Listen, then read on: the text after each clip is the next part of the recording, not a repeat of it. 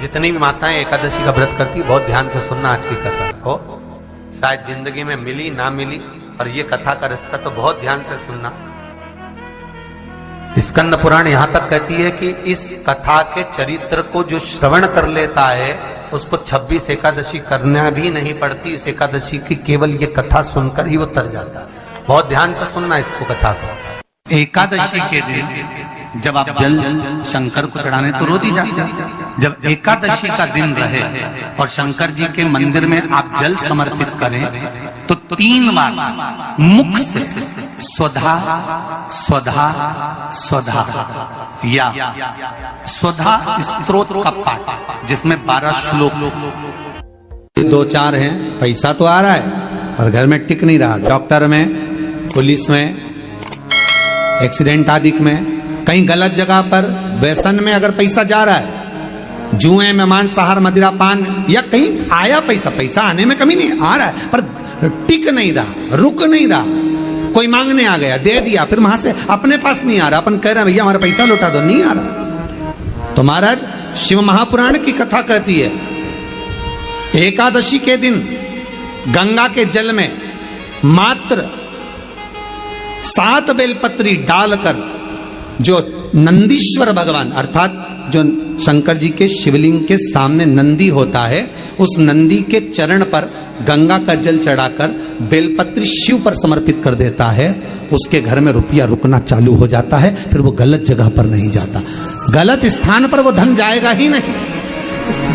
तूने संहार किया, मांग तुझे क्या चाहिए।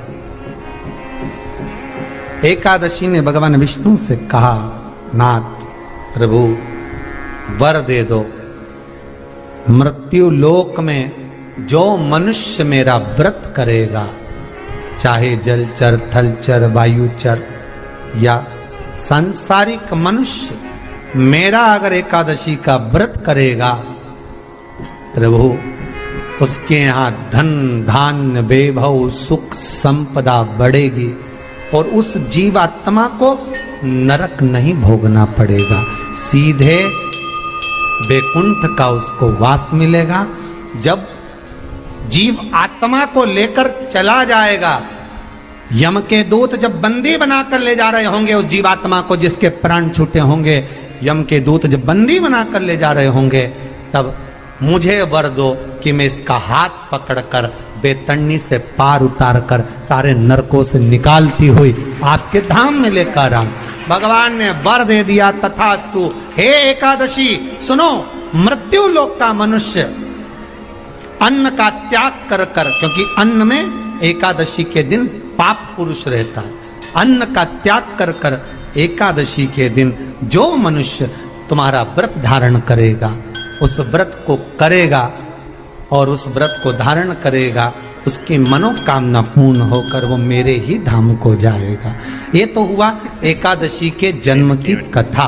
एकादशी के दिन गंगा के जल में मात्र 7 बेलपत्री डालकर जो नंदीश्वर भगवान अर्थात जो शंकर जी के शिवलिंग के सामने नंदी होता है, उस नंदी के चरण पर गंगा का जल चढ़ाकर बेलपत्री शिव पर समर्पित कर देता है, उसके घर में रुपया रुकना चालू हो जाता है। फिर वो गलत जगह पर नहीं जाता, गलत स्थान पर वो धन जाएगा ही नहीं।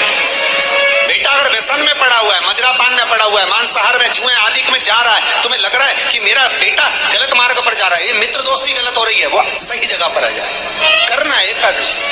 कई लोग इसको धन के लिए भी करते हैं, संपदा के लिए। संपदा के लिए अर्थात जिसका व्यापार नहीं चलता, जिसके घर में पैसा नहीं आता, या नौकरी नहीं लग रही, या सर्विस नहीं लग रही, आप अप्लाई कर रहे हो, जगह जगह जाकर इंटरव्यू भी दे रहे हो और पैसा नहीं आता, तो उसके लिए भी प्रयास किया जाता है। पर उसके लिए यहाँ पर जो धन के लिए करते हैं, उसके लिए विष्णुपदी के लिए करते हैं। मतलब जैसे गंगा के जल में तुलसी के 11 पत्ते डाले जाते हैं और उसको किसी भी नारायण के मंदिर में राम कृष्ण शिव शंकर नहीं, राम कृष्ण भगवान विष्णु दत्त आदि जितने नारायण के मंदिर हैं, उस मंदिर में किसी भी पात्र में, एक छोटे से पात्र में उसको भरकर रखी जाते हैं महाराज। उससे भी जॉब सर्विस नौकरी में सफलता प्राप्त हो जाती है। परंतु वो भी एकादशी को ही होता है। कुछ देर तक पात्र को रखा जाता है, फिर वही पात्र का जल किसी भी वृक्ष के नीचे डाल दिया जाता है, उससे भी नौकरी के लिए फायदा मिलता है। गंगा का जल कोई साधारण नहीं।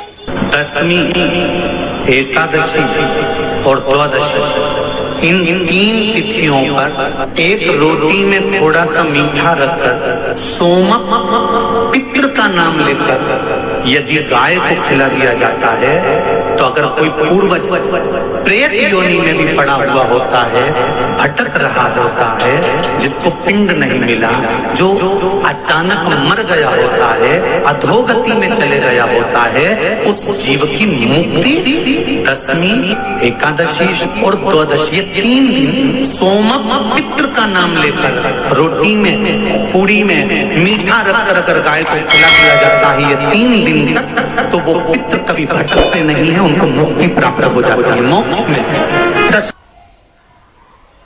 नहीं, एकादशी है कौन?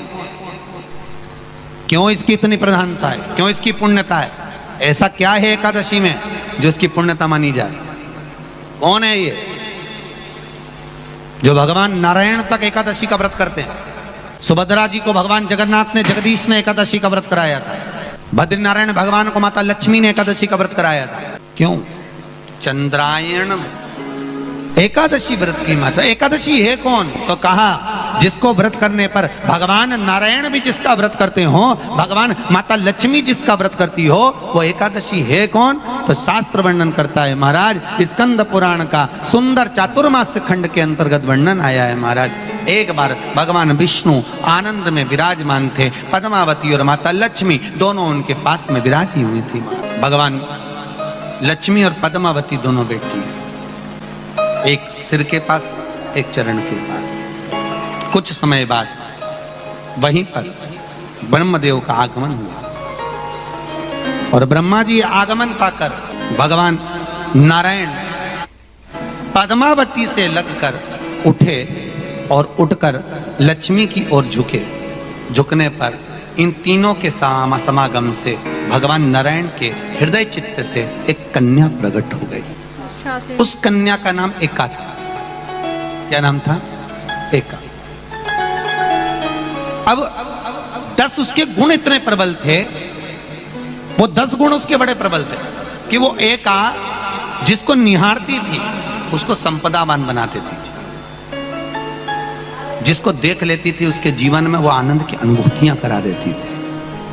एका जिस मार्ग से जाती थी उस मार्ग के द्वार खोल देती थी। एका का पुण्य इतना पुण्य प्रखर। पद्मावती और लक्ष्मी ने कहा महाराज ये बेटी आपके द्वारा निर्मित हुई है, इसका कन्यादान करना चाहिए। हमारे यहाँ हिंदू धर्म में रीति है, जिस दिन कन्यादान करा जाता है उस दिन व्रत रखा जाता है।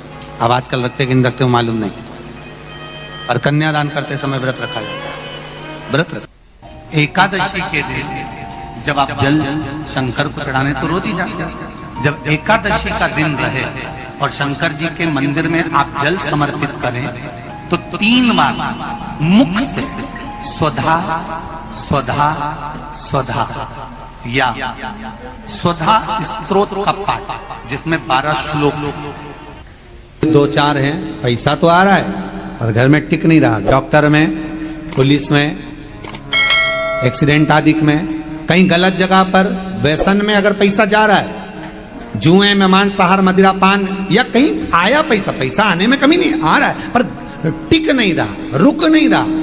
कोई मांगने आ गया, दे दिया, फिर वहां से अपने पास नहीं आ रहा, अपन कह रहे हैं भैया हमारा पैसा लौटा दो, नहीं आ रहा। तो महाराज शिव महापुराण की कथा कहती है एकादशी के दिन गंगा के जल में मात्र 7 बेलपत्री डालकर जो नंदीश्वर भगवान अर्थात जो शंकर जी के शिवलिंग के सामने नंदी होता है, उस नंदी के चरण पर गंगा का जल चढ़ाकर बेलपत्री शिव पर समर्पित कर देता है, उसके घर में रुपया रुकना चालू हो जाता है। फिर वो गलत जगह पर नहीं जाता, गलत स्थान पर वो धन जाएगा ही नहीं। तूने समझा, मांग तुझे क्या चाहिए। एकादशी ने भगवान विष्णु से कहा, नाथ प्रभु वर दे दो, मृत्यु लोक में जो मनुष्य मेरा व्रत करेगा, चाहे जलचर, थलचर, वायुचर या सांसारिक मनुष्य, मेरा अगर एकादशी का व्रत करेगा, प्रभु उसके यहाँ धन धान्य वैभव सुख संपदा बढ़ेगी और उस जीवात्मा को नरक नहीं भोगना पड़ेगा, सीधे वैकुंठ का उसको वास मिलेगा।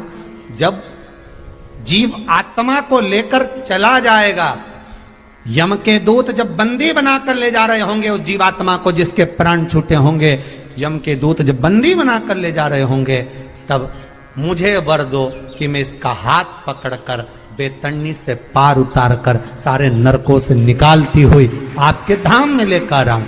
भगवान ने वर दे दिया, तथास्तु। हे एकादशी सुनो, मृत्यु लोक का मनुष्य अन्न का त्याग कर कर, क्योंकि अन्न में एकादशी के दिन पाप पुरुष रहता है, अन्न का त्याग कर कर एकादशी के दिन जो मनुष्य तुम्हारा व्रत धारण करेगा, उस व्रत को करेगा और उस व्रत को धारण करेगा, उसकी मनोकामना पूर्ण होकर वो मेरे ही धाम को जाएगा। ये तो हुआ एकादशी के जन्म की कथा।